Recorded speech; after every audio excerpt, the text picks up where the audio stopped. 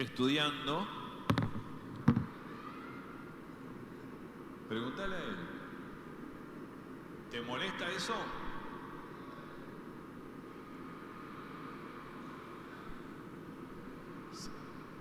Apagalo si querés.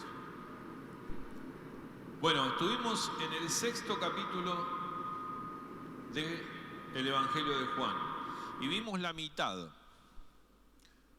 Vimos, cada capítulo dijimos que tiene títulos, ¿sí? O está dividido en títulos.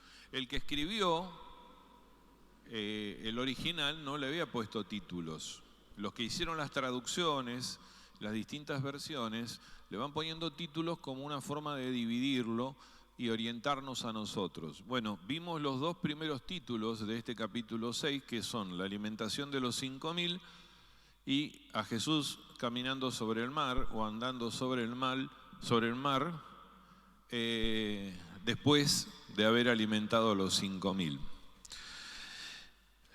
En el principio habíamos hablado que Juan tiene la costumbre de ir marcándonos los pasos de Jesús geográficamente para que nos orientemos, ¿sí? Vamos a seguir a partir de ese título que dice La gente busca a Jesús. Imagínense que después de haber visto cómo Jesús alimentaba a los 5.000, ¿sí? Se habían dado cuenta de que esa señal era importantísima. Y al darse cuenta de esa señal tan importante, lo primero que hicieron es ir a buscarlo. Querían ir a buscarlo. Y el objetivo de ir a buscarlo era convertirlo en rey. Pero Jesús había hecho subir a sus discípulos en la barca y él se había ido a orar solo al monte. Entonces, vamos a empezar por el versículo 22 que dice, al día siguiente, al otro día de la multiplicación de los panes y los peces, la gente que estaba al otro lado del mar vio que no había habido allí más que una sola barca y que Jesús no había entrado en ella con sus discípulos, sino que estos se habían ido solos. Pero otras barcas habían arribado de Tiberias, junto al lugar donde habían comido el pan, después de haber dado gracias al Señor. Cuando vio pues la gente que Jesús no estaba allí ni sus discípulos, entraron en las barcas y fueron a Capernaum a buscar a Jesús. Indudablemente se había desatado como una especie de euforia por lo que había pasado, por esa señal, y todos fueron atrás de Jesús. Jesús y sus discípulos habían llegado a la parte sur del mar de Galilea. Imaginen que es como si fuera una pera en la parte más de abajo del mar de Galilea, y había alimentado a la multitud cerca de Tiberias, una ciudad chiquitita, ¿sí? Y luego sus discípulos habían subido a la barca y habían llegado a Capernaum. Esta fue, fíjense, un detalle pequeño que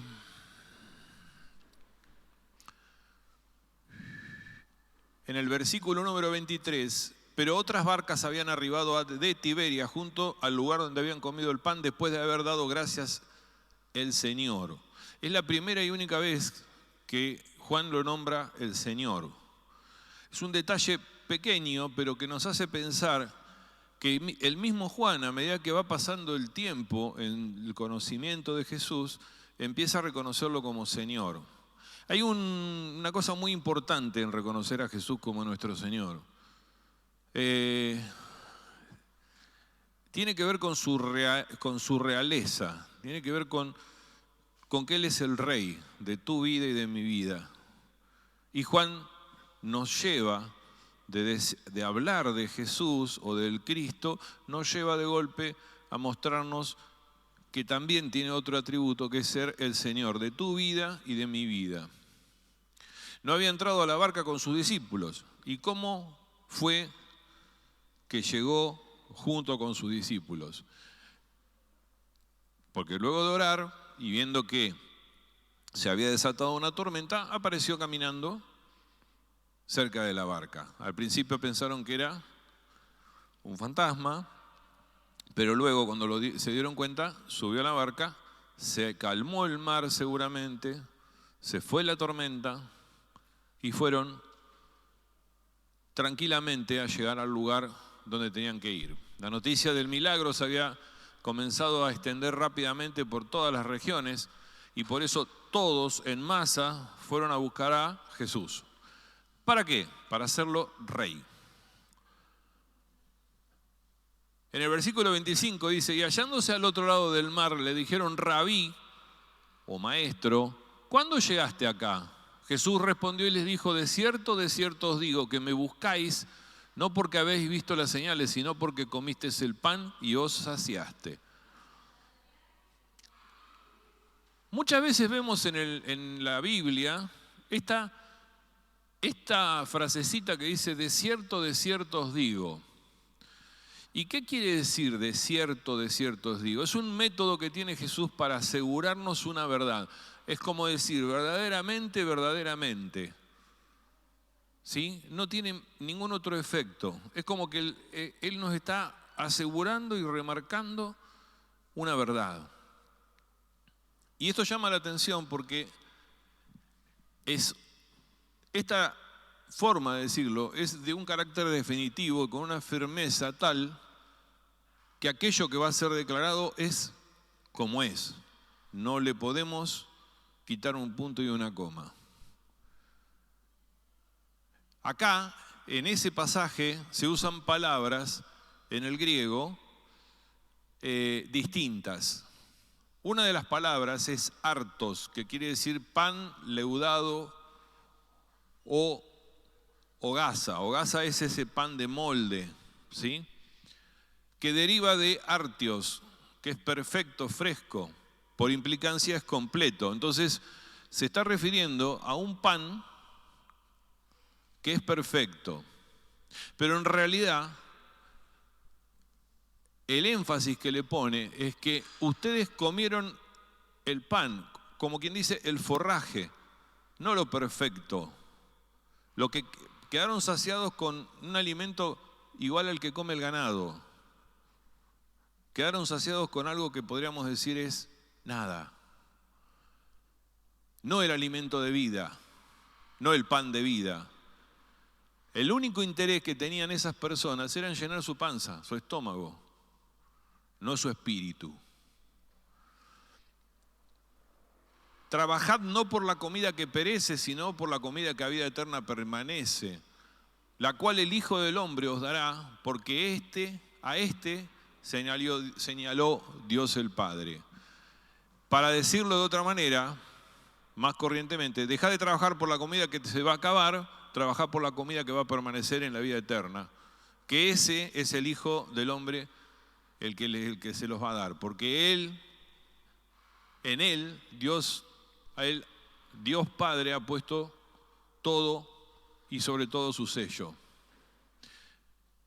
Quiere decir que la comida que tenemos se va a echar a perder, la comida que tenemos se va a digerir, se va a eliminar, pero el que no vamos a eliminar va a ser al Hijo del Padre, a Jesús. Es el mismo tipo de aproximación que Jesús usa con la mujer samaritana. Porque a la mujer samaritana le dijo algo así como, si yo te voy a dar de beber, no vas a tener sed más. Si yo te doy el pan de vida, no vas a tener hambre más. Entonces se identifica de la misma manera como el agua de vida y como el pan de vida. Dos cosas esenciales, muy importantes para mantener la vida, ¿sí? Pero muy importantes a nivel espiritual. Tengamos en cuenta que, como dijimos al principio del estudio, Juan dice que Dios es la palabra y que la palabra fue hecha carne.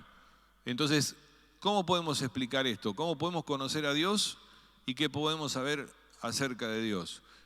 Lo podemos saber porque Jesús, el verbo, la palabra, llega a donde no encontramos y se comunica con nosotros de una manera en que podamos entender. Y esa manera sencilla es la que usa Jesús. diciendo que Él es el agua y que Él proveía de agua viva. Y también que Él era el pan.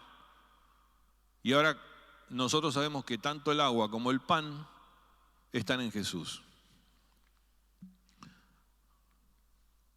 Versículo 28 dice, le dijeron, ¿qué debemos hacer para poner en práctica las obras de Dios? ¿Qué debemos hacer para poner en práctica las obras de Dios? El hombre tiene la costumbre, y ellos tenían la costumbre, sobre todo los judíos, de pensar que la forma de poder llegar a ser salvos era con obras. ¿Qué debemos hacer para poner en práctica las obras de Dios? Ellos querían hacer algo. Ellos querían hacer algo por su propia cuenta.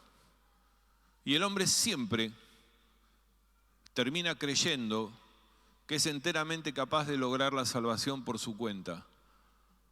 Porque se cree competente para hacer esto, aquello, y cree que Dios va a aceptar perfectamente sus obras. Eso es filantropía. El filántropo es la persona que no tiene a Dios y hace cosas para el otro. Lo puede hacer, pero es filántropo, no lo hace por Dios. Ahora, ¿en qué consisten las obras de Dios?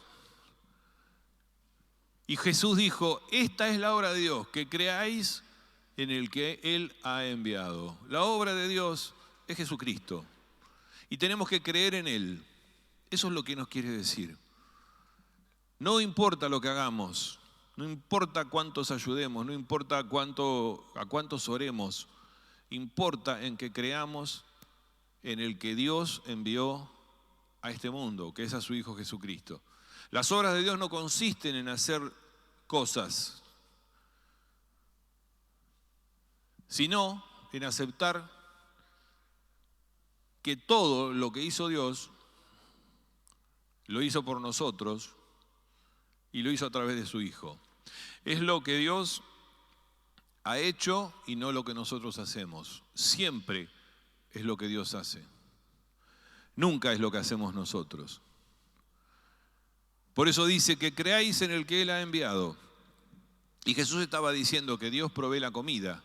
Y Él es quien ha provisto esa comida para nosotros hoy en día. Y nosotros debemos comer de esa comida, del pan de vida y beber el agua de vida. Si recordamos, hay una parábola, que es la parábola de la gran cena, en la cual un señor un señor rico extiende una invitación para un banquete y dice a los siervos, id a las calles principales para decirles a todos cuantos encontréis que están invitados a venir.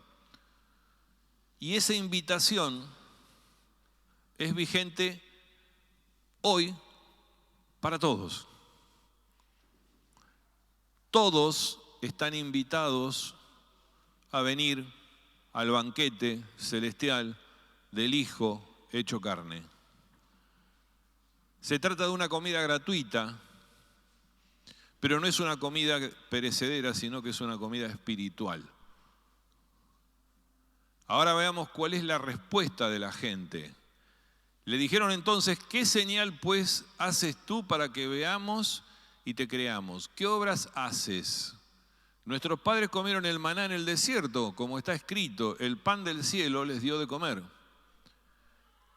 ¿Y esto qué nos revela? Que el hombre es completamente duro de corazón, duro de corazón. Es como esas verduras que las tenés que cocinar un montón de tiempo, porque si no quedan duras. Ahí estaban los hombres que habían sido alimentados milagrosamente por 5 panes y 2 peces multiplicados, y eran 5.000, más sus hijos, más sus esposas, calculamos 15.000. Y ante esa señal le preguntan, ¿qué obras haces? En otras palabras, no creían en nada, no creían ni siquiera en eso.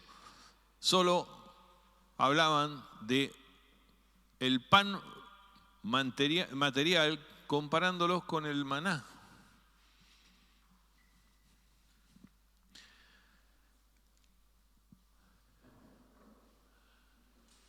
Y dice en el versículo 31, nuestros padres comieron el maná en el desierto, como está escrito, pan del cielo les dio de comer.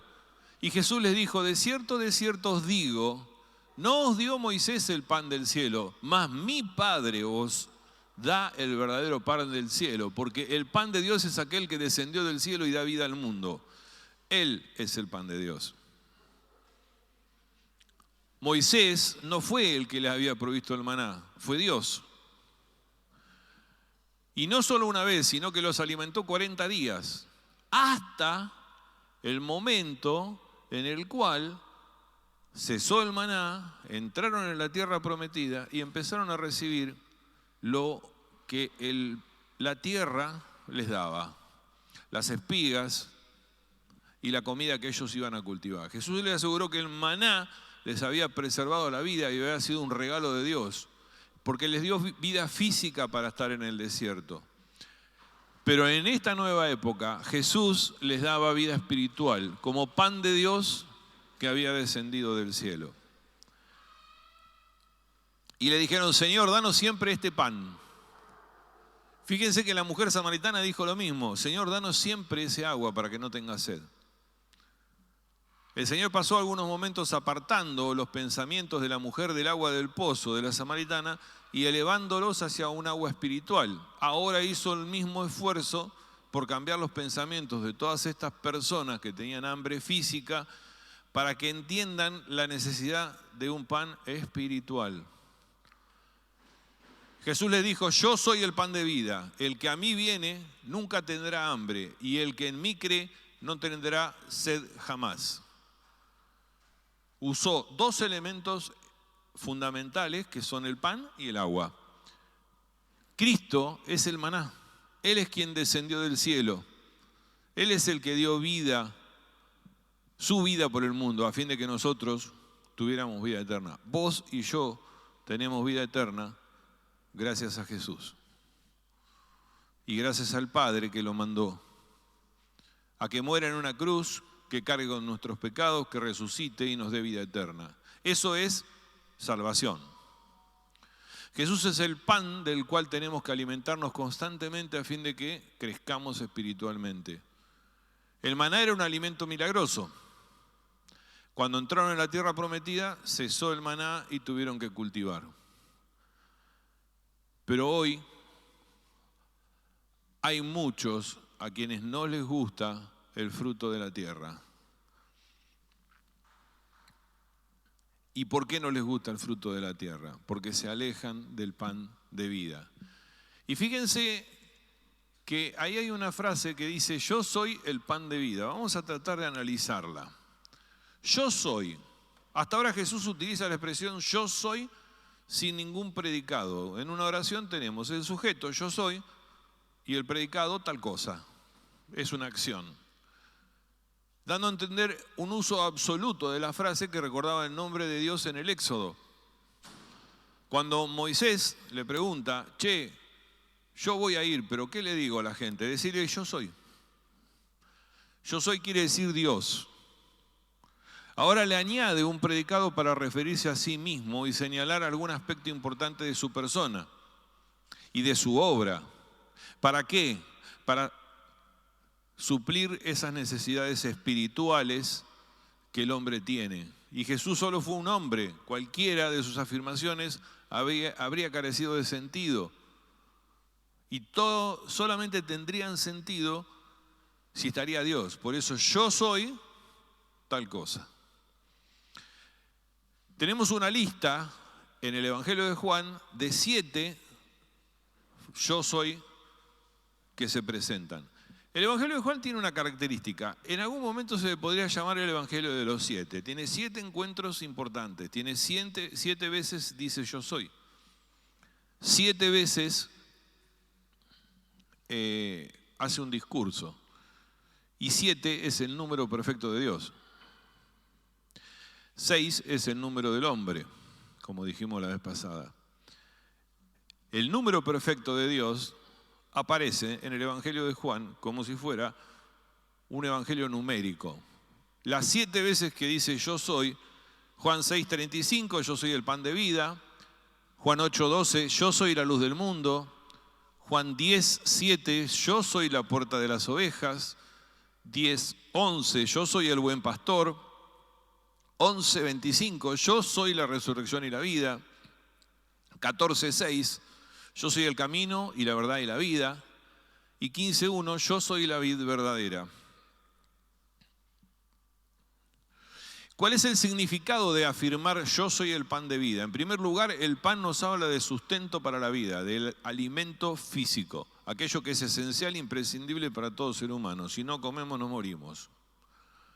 En segundo lugar, tener pan no aplaca nuestra hambre. Es necesario comerlo y volverlo a comer para que siga teniendo un efecto. Todos los días tenemos que comer, porque dentro de un rato vamos a tener hambre.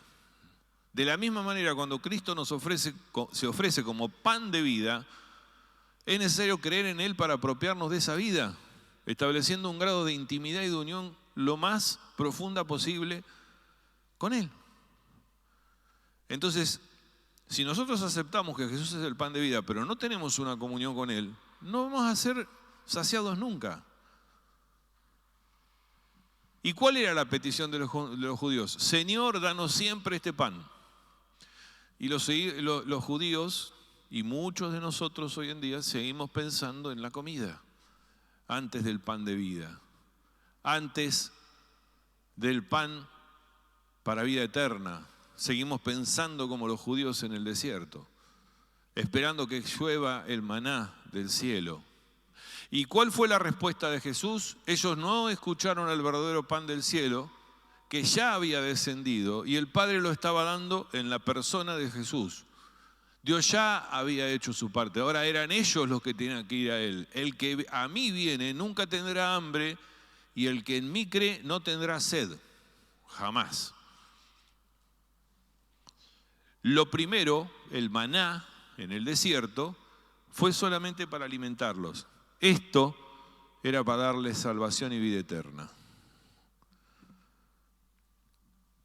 En la expresión, el que a mí viene, podemos encontrar una buena ilustración de la historia del maná. Dios hacía descender cada día maná del cielo, pero el pueblo tenía que salir a buscarlo.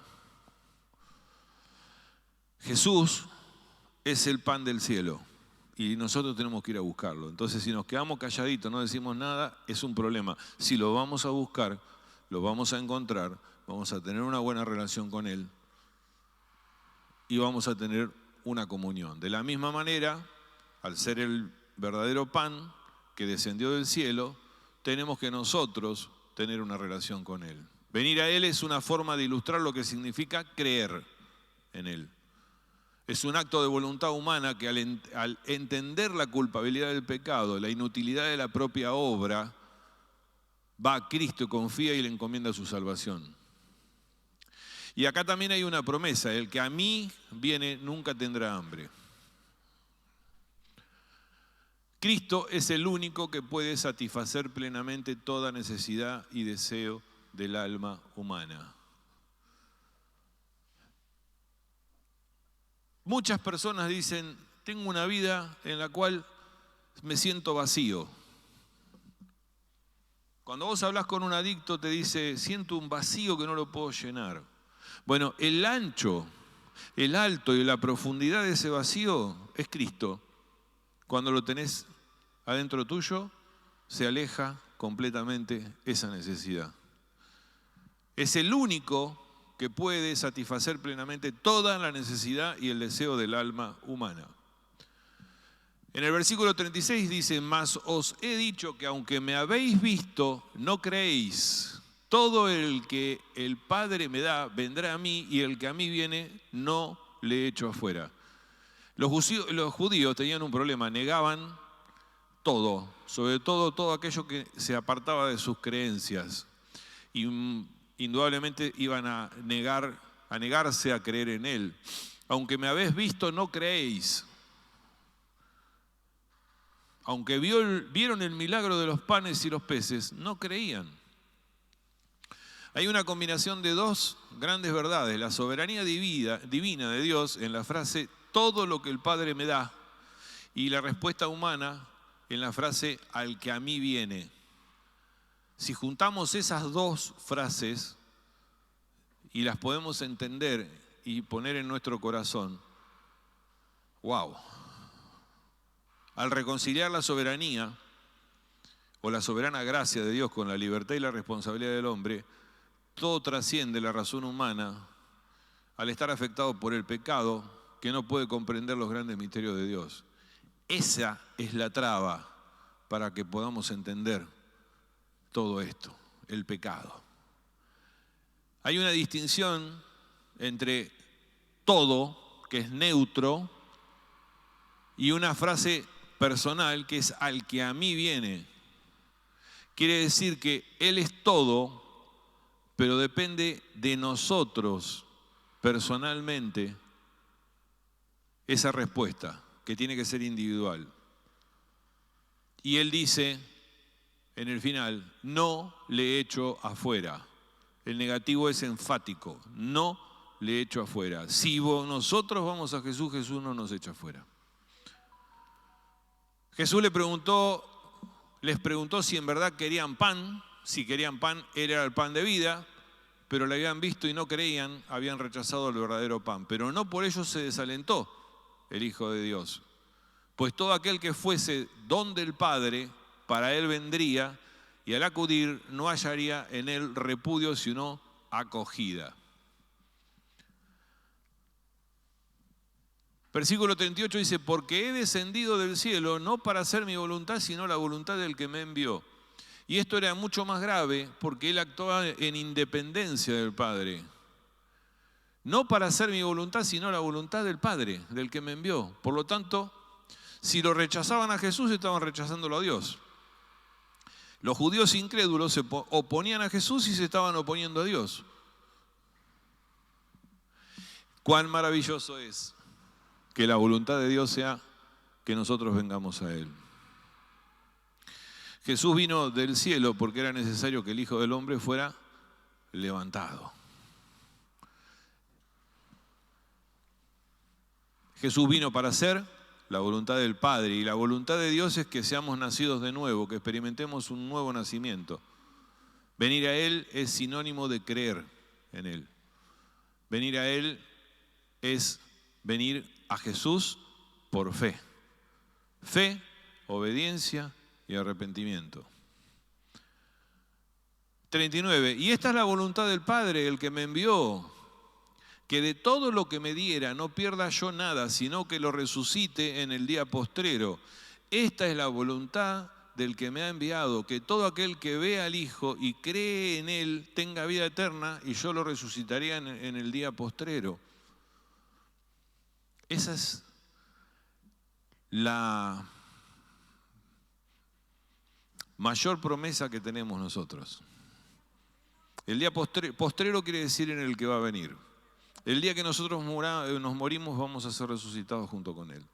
El día que Él sea el Rey y venga en su reino milenial, nosotros vamos a estar con un cuerpo nuevo, glorificado. Ese va a ser el día postrero. El día primero es hoy y el día postrero es el que va a venir.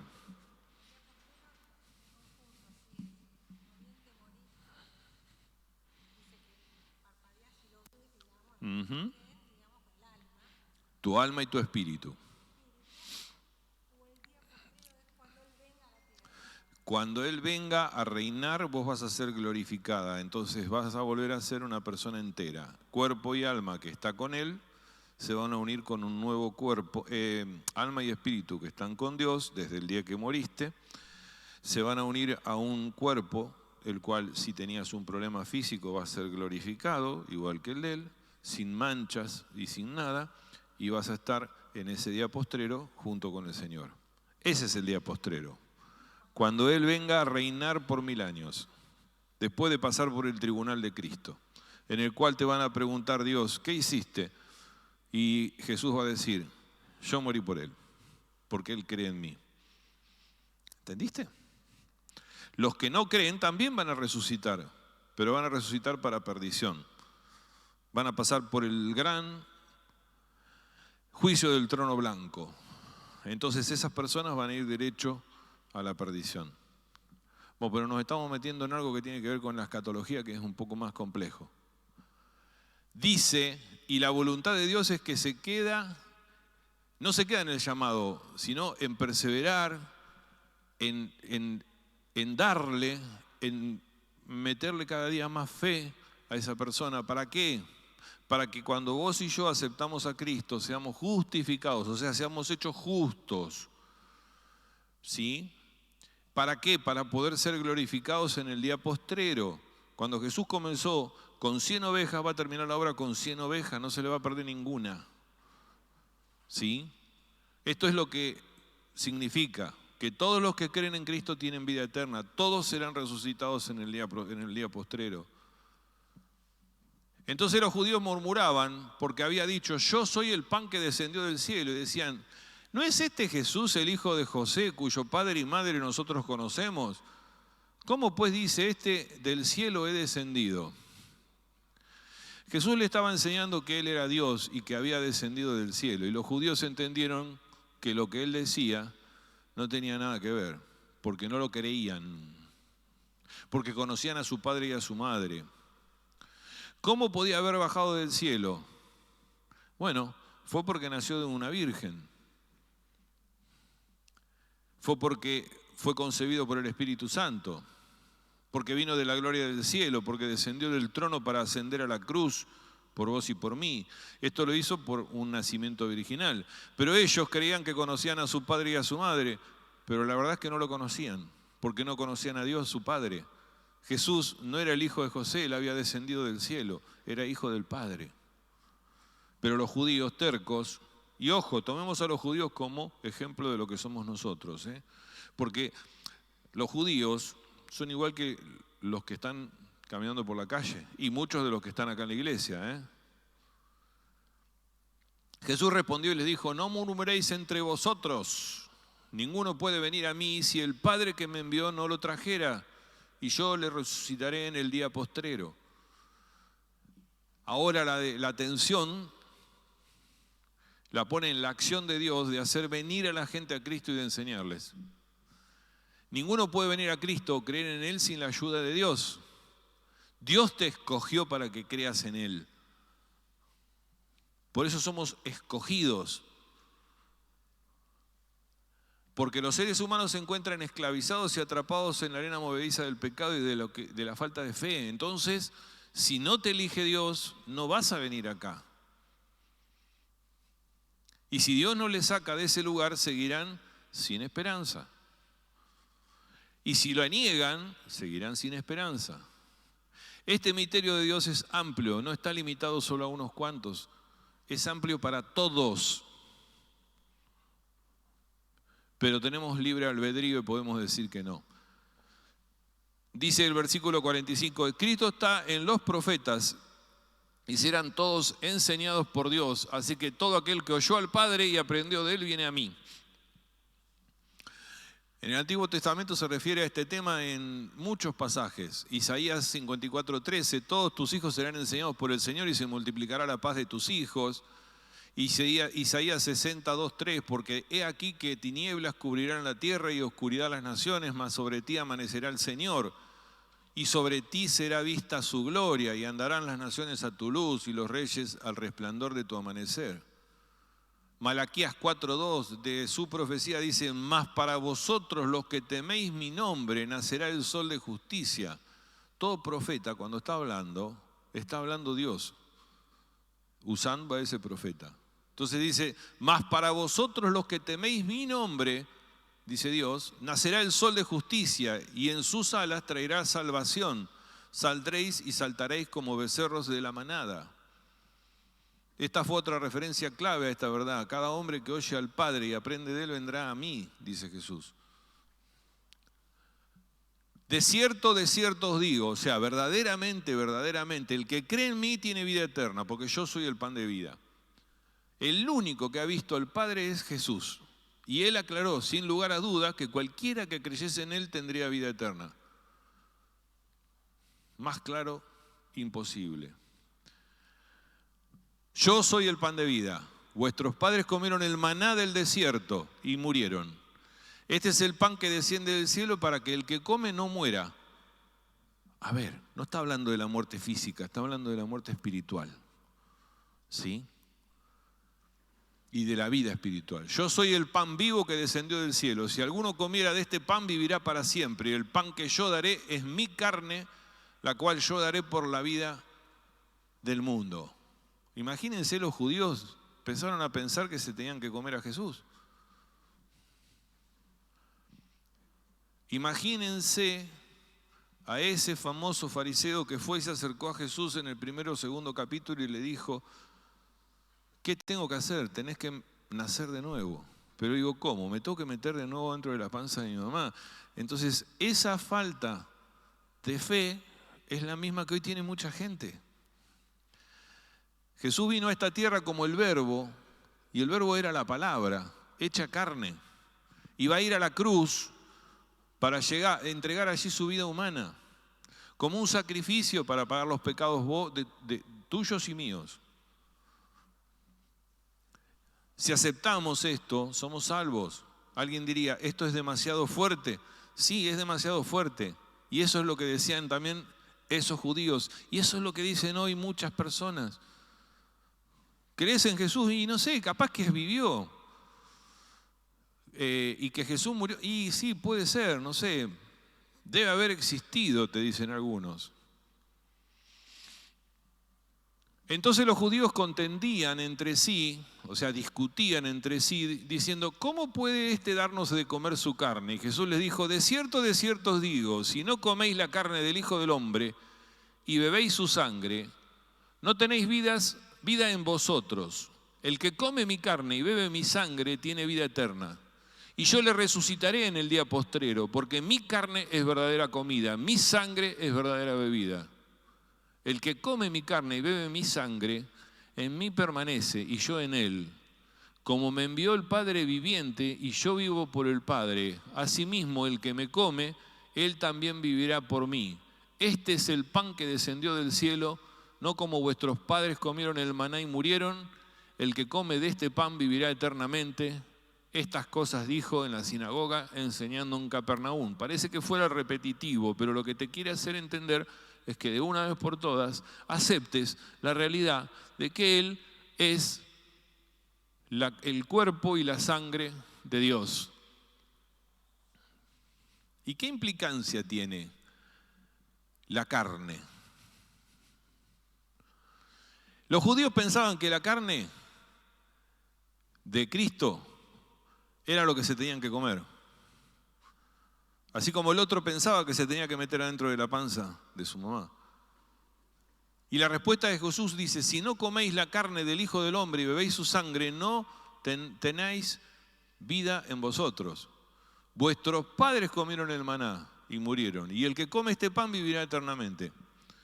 Jesús estaba preparando a estos hombres para lo que vendría como un... ¿Cómo decirlo? Como iba a ser la última cena y la institución de la cena del Señor que hoy hacemos en la iglesia. ¿Sí? Una ordenanza, un recordatorio. Y dice al final del párrafo esta respuesta que es importante para la vida eterna. El que come el pan vivirá eternamente. Es decir, que todo aquel que confíe en Jesús como su Salvador tiene vida eterna. Su carne era verdaderamente comida y su sangre verdaderamente bebida. Y fíjense la importancia de la sangre. Moisés en el libro de Levítico, en el capítulo 17, dice, porque la vida de la carne está en la sangre. Si vos y yo no tenemos sangre, pues no estamos vivos. Eso nos quiere decir Moisés en Levítico. Entonces Jesús dice, el que no comiera mi carne y no bebiera mi sangre, lo que Jesús está diciendo es que Él iba a dar la vida por vos y por mí, derramándola en la cruz, y con esa sangre nos iba a lavar. Somos salvos al aceptarle y recibirle de una manera íntima, personal. La salvación es mediante nuestra aceptación de su sangre que fue derramada en la cruz para darnos vida. Esta es la base de la ordenanza de la cena del Señor. Cuando les dio el pan en la cena del aposento alto, leemos en Lucas 22, 19, dijo, esto es mi cuerpo. Ahora ha habido diferentes maneras de interpretar esa frase. esto es mi cuerpo. Y acá vamos a ver las distintas formas. Si hacemos hincapié en la palabra esto, en donde dice esto es mi cuerpo, se puede pensar en una palabra que se llama transustanciación, es decir, que el pan se convierte en la carne de Cristo. Y eso es lo que piensa la Iglesia Católica, porque interpreta literalmente la palabra de Jesús. La transustanciación, quiere decir que ellos creen que el pan realmente se convierte en carne. Y que de esa manera están comiendo a Cristo físicamente. Como su cuerpo ya no está en medio de nosotros, han sustituido o instituido el sacramento de la Eucaristía, han sustituido el pan, la carne por el pan. Y la Eucaristía necesita que un sacerdote católico se la entregue y lo consagre. Entonces, él es el que genera el cambio de la sustancia del pan en el cuerpo de Cristo y del vino en la sangre.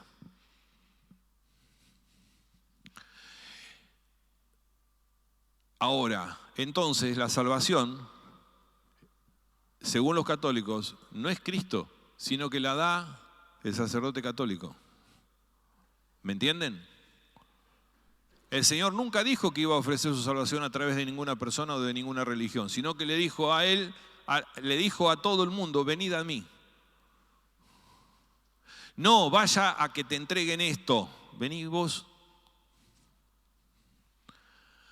Ahora, también podríamos pensar que eso se puede pensar como que en, con o bajo el símbolo del pan está la carne de Cristo. Eso se llama consustanciación. Mirá que lo practiqué, ¿eh? Uno recibe el cuerpo de Cristo en el pan, con el pan y bajo el pan. Creemos que esa afirmación se queda corta en cuanto a lo que nosotros realmente creemos. Y tenemos otra posición, un famoso teólogo antiquísimo que se llama Zwinglio, que formó parte de la Reforma, tiene una interpretación más espiritual. Él creía que era simplemente un símbolo, solamente un rito religioso y nada más. Y según este punto de vista, Jesús nos mandó a cumplir el rito y por eso lo cumplimos. Creemos, francamente, como las interpretaciones anteriores, no alcanza a expresar el pleno significado de la Cena del Señor. Entonces nos quedamos con lo que dice Calvino. La fe reformada siempre ha puesto el énfasis en esta palabra, tal como lo hizo la iglesia primitiva, en la palabra es. ¿Recuerdan la frase? Vamos para atrás. La frase es, esto es mi cuerpo. Dijimos que si hacemos hincapié en esto, en la Iglesia Católica. Si hacemos hincapié en, con y bajo el pan, es otra cosa que no termina de cerrarnos. La posición de este teólogo, medio todavía que no alcanza. Entonces, nosotros hacemos hincapié en esto es. Entonces, la Reforma nos mostró que lo más cercano es lo que pensaba la iglesia primitiva. Según ese punto de vista, Jesucristo no está en el pan y el vino. No está en el pan y el vino. Vos tomás pan, vos comés pan y tomás vino. Pero en la comunión nos alimentamos espiritualmente del cuerpo y la sangre de Cristo que está en el cielo mediante el poder del Espíritu Santo. El pan es pan y va a ser siempre pan, no puede ser transformado. El vino es siempre vino y no tiene lugar ningún tipo de milagro. No recibimos el cuerpo de Cristo por cumplir un rito, pero la Santa Cena es más que un rito. La Santa Cena es el pan en la boca y Cristo en el corazón. El vino en la boca y su sangre en nuestro corazón. Por eso creemos que hay una bendición espiritual que resulta de la celebración de la Cena del Señor. Creemos que Dios le ayuda espiritualmente por su obediencia en participar en la cena del Señor. Creemos que no se trata de algo misterioso o mágico, tampoco es un rito. Creemos que tiene un profundo significado y proporciona una bendición espiritual para el corazón que lo observe. Creemos que eso era lo que nuestro Señor les estaba diciendo aquí a esta gente. Lo importante era tener una relación íntima y verdadera con Él. Cuando comieron el maná en el desierto se trataba de una experiencia temporal, pero Jesús tiene algo más eterno, que es la vida eterna, y esta es la vida que Él va a proporcionar y darnos para toda nuestra vida, la presente y la futura. El anteúltimo, me parece, título es la palabra de vida eterna. Al oírlos, muchos de sus discípulos dijeron, dura es esta palabra, ¿quién la puede oír? Sabiendo Jesús en sí mismo que sus discípulos murmuraban de esto, les dijo, ¿esto os ofende? Pues que si vierais al Hijo del Hombre subido donde estaba primero, el Espíritu es el que da vida, la carne por nada aprovecha. Las palabras que yo os he hablado son espíritu y son vida. ¿Qué les está diciendo? Muchachos, imagínense cuando me vean resucitar e ir al Padre. Por eso, si no pensamos que Cristo murió en la cruz, fue sepultado y resucitó, vana sería nuestra predicación. Jesús le dijo que no lo iban a comer literalmente porque Él regresaría al cielo. Él se iba a ir en cuerpo al cielo. De hecho, lo vieron elevarse e ir al cielo. La carne o parte física no aprovecha para nada, lo que aprovecha es el espíritu. Lo que te da vida es el espíritu. Tenemos que apropiarnos de la cena del Señor por fe. El contenido de la copa que vamos a tomar nos va a resultar dulce, sabrosa. ¿Por qué? Porque siempre vamos a estar recordando que la copa amarga la tuvo que tomar Él en la cruz. Por vos, por mí, por todos. Y eso es para que nosotros podamos tomar ese vino dulce, ese vino que tiene rico gusto. Esta copa dulce sirve para recordarnos que su sangre fue derramada por nosotros y que es una bendición gigante, espiritual, poder participar de ella. Las palabras que yo os he hablado son espíritu y son vida, dice el versículo 63. Siempre que se sirve la cena del Señor, leemos porciones de la palabra de Dios y nos parece una práctica procedente y apropiada. Porque la palabra de Dios bendice los corazones de los creyentes. ¿Por qué? Porque son espíritu y son vida. Párenme, ¿eh? Versículos 64 y 65 dice, pero hay algunos de vosotros que no creen, porque Jesús sabía desde el principio quiénes eran los que no creían y quién le había entregado. Y dijo, por eso os he dicho que ninguno puede venir a mí si no le fuere dado por el Padre. Si la fe en las palabras de Jesús trae la vida eterna al hombre, la falta de fe va a traer el efecto completamente opuesto y va a impedir el desarrollo de ese hombre. Los judíos se quejaron de que sus palabras eran duras de escuchar, pero la verdadera razón de su alejamiento fue la falta de fe. No creían. Se negaban a creer en la cruz como el único medio para salvar al pecador. Entonces hubo un abandono masivo de personas que estaban al lado de él y que habían visto la multiplicación de los panes y los peces y que habían sido alimentados y se fueron. Ese fue un momento que tuvo que sorprender y desanimar a muchos de los discípulos, pero no desanimó a Jesús, que sabía quiénes eran los que no creían y quién le habían de entregar. Y él distinguió desde el principio entre verdadera confianza en él y el mero reconocimiento de labios para afuera. Labios para afuera.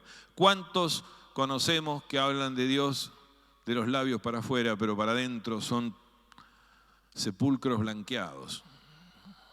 Al rechazar a Jesús, estaban manifestando que tampoco creían en el Padre, porque de otro modo también habrían creído en Dios. Ellos no podían recibir la influencia divina porque debajo de su apariencia de religiosos se escondía un corazón duro, una piedra, un hielo. El Padre, Dios Padre, siempre atrae a todos los hombres hacia Jesús. Pero en el caso de estos judíos, esta atracción quedaba silenciada por la falta de fe. O sea que si no tenemos fe, no vamos a llegar nunca a relacionarnos con Jesús. Estas palabras de Jesús nos muestran de una forma muy realista las dificultades que el hombre pecador, caído, tiene para ir a Jesús. Esas son las barreras que hay que cortar. Primero, por un lado, ha quedado muy dañado por el pecado. Necesita ayuda para comprender y creer en el mensaje de la cruz. Necesita entender que el pecado es la barrera y que él tiene que levantarla. ¿Cómo? Con el arrepentimiento. Por otro lado, el Dios de este siglo se encarga de cegar las mentes y silenciar la voz de Dios en el corazón. ¿Quién es el Dios de este siglo? El diablo, el que te mete palabritas en la cabeza. Pero el Padre contrarresta esta acción negativa trayendo a todos los hombres por medio de la enseñanza de la palabra, resplandeciendo e iluminando nuestro conocimiento para que comprendamos la gloria de Cristo. Y lo hace a través del Espíritu Santo, que es el que convence al hombre caído del pecado, de justicia y de juicio. El Espíritu Santo nos trajo acá. Con todo esto no hay nada que nos haga pensar, tal como dice la teología de Calvino, que el Espíritu Santo regenera previamente a algunos escogidos. Todos los teólogos tienen sus ideas, las ponen en práctica y nosotros sacamos lo bueno, dejamos lo malo.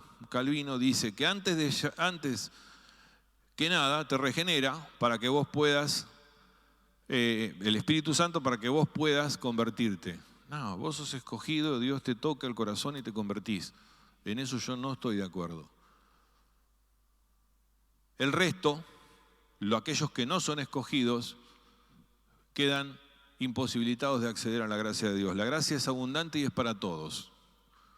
Punto. Versículo 66. Desde entonces muchos de sus discípulos volvieron atrás y ya no andaban con él. Muchos de los discípulos, no estamos hablando de los apóstoles, muchos de los que estaban ahí acompañándolos a Jesús se fueron para atrás. Se las tomaron. Había enemigos, autoridades religiosas, también estaban un número indeterminado de discípulos, además de los 12, entre los cuales estaba Judas.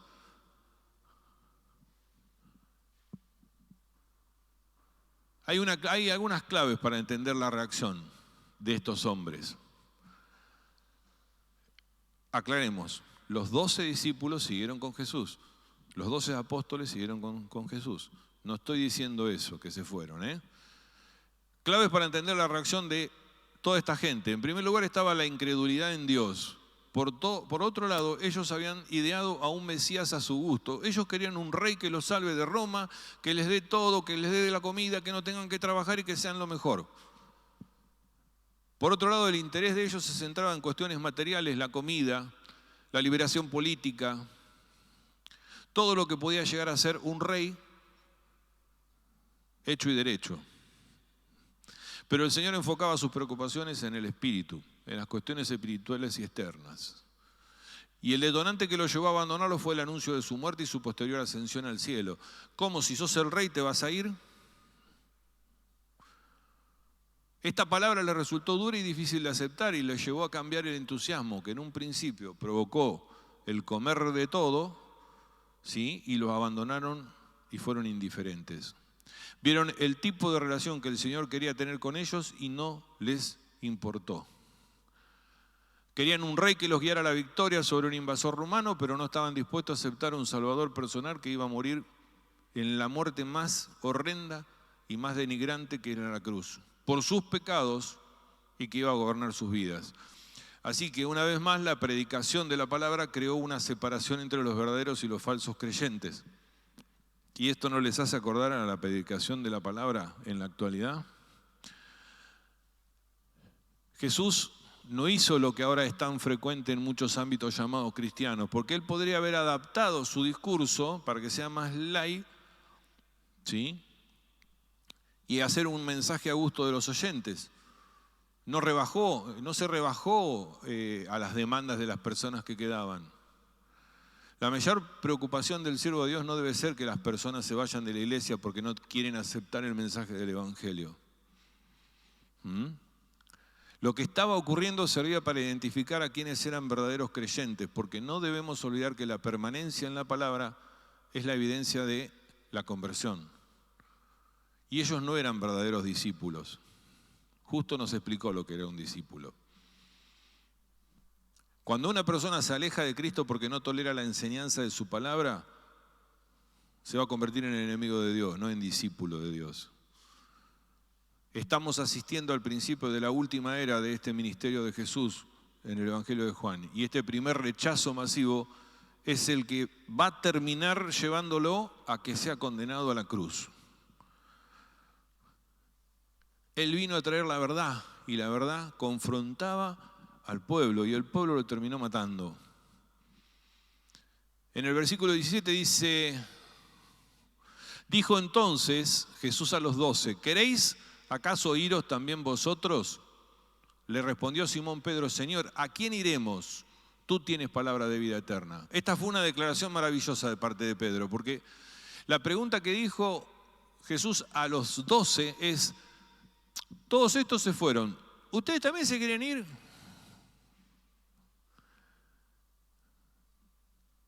Y Pedro dijo, ¿a quién iremos? Si el que tiene la palabra de vida eterna sos vos. Hay tantos hoy en día que se encuentran tristes, insatisfechos, desilusionados, que van en cualquier dirección buscando la luz y no la encuentran. ¿A quién iremos? El Señor Jesús es el único que tiene palabra de vida eterna. A ese tenemos que ir. Y a ese tenemos que llevar a la gente. Y los últimos 3 versículos dicen, y nosotros hemos creído y conocemos que tú eres el Cristo, le dicen los discípulos.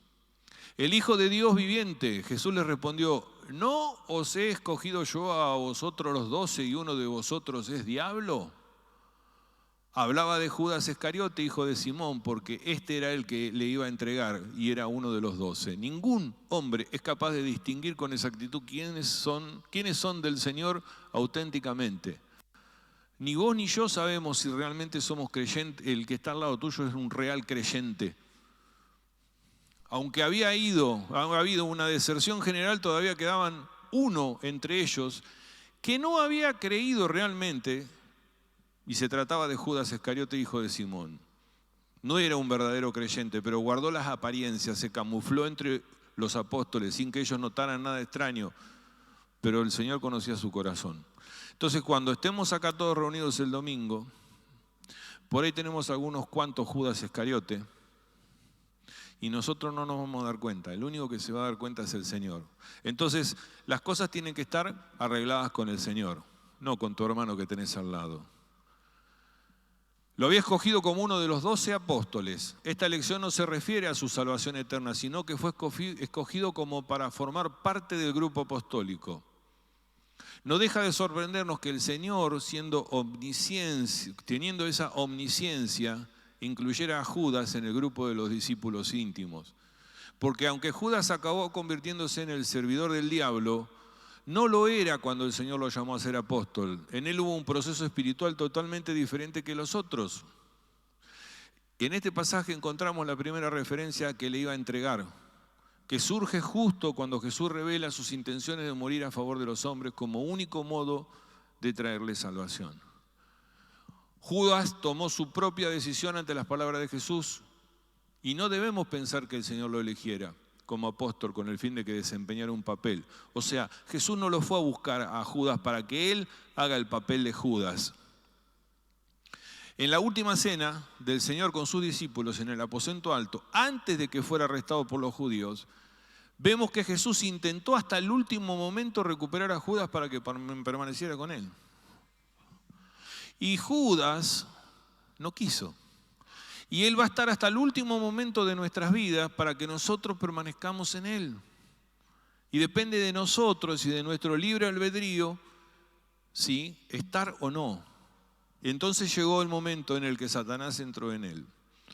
Y Judas ha quedado para nosotros como el claro ejemplo de los mayores privilegios espirituales, y que esos mayores privilegios espirituales no nos garantizan la salvación, porque solamente 12 pudieron disfrutar como Judas de la cercanía con el Señor y ser los testigos primordiales, presenciales de todas sus obras, de todas sus enseñanzas. 3 años y medio al lado de él. Pero quiso valorarlo y él rechazó de tantos privilegios, lo llevó a la desesperación que finalmente lo condujo al suicidio. Entonces, queridos hermanos, lo importante de todo esto es entender que Él es el pan de vida, que Él es el agua del que brota vida eterna, el agua que sacia toda nuestra sed, que Él es el Salvador y es el único que puede satisfacer plenamente toda necesidad y deseo del alma humana. Juan a veces es reiterativo, a veces nos recontra da vuelta a todo, pero nos va a dar una simple imagen del Dios hecho hijo, el Dios hecho carne, la palabra viva, el pan vivo, el agua del que brota vida eterna. ¿Alguna pregunta? Vamos a pedirle al pastor que ore.